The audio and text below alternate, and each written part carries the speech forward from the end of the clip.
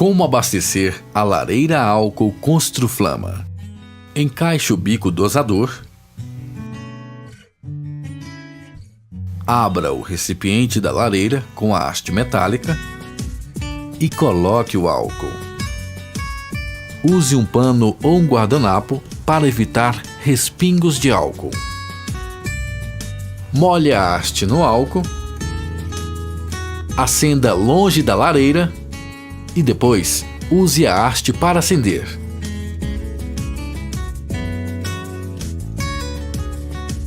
Aguarde pelo menos 20 minutos com a lareira apagada antes de reabastecer.